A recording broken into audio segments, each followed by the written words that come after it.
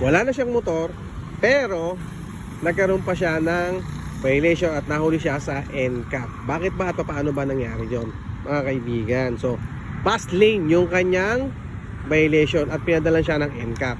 Kasi mga kaibigan, ganito po yun. So, sinoli na niya yung kanyang motor ng February or sinurrender na niya yung kanyang motor February 2026.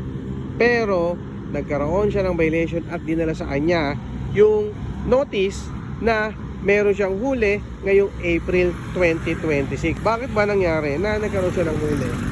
Kasi mga kaibigan, ang nangyari doon, sinoli na niya yung motor, and then dahil nga sinoli na niya yung motor, ang ginawa ni Kasa ay nirepossess. O yun ang nangyari doon, nirepossess at binigay sa bagong owner. Yung bagong owner naman ang naging problema ay yun nga po, nahuli sa NCAP or nagkaroon ng violation sa NCAP at ang kanyang violation dumaan sa bus lane at ang multa nito ay 5,000 pesos. Ano ba yung dapat natin gawin kapag nangyari sa ating ganito or para maiwasan natin? Okay? So dapat kung nagsoli ka ng motor, mga kaibigan natin at mga tropa dyan, lalo na yung mga nagsoli ng motor, tandaan nyo mabuti na dapat ay kompleto yung dokumento ninyo na katunayan ay sinoli nyo na yung motor.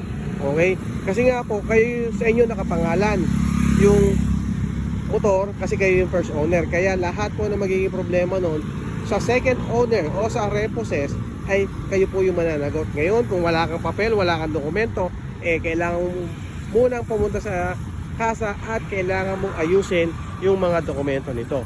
Pero hanggat hindi po mo naaayos yan, kayo ang may problema, kayo ang mananagot doon sa violation nito.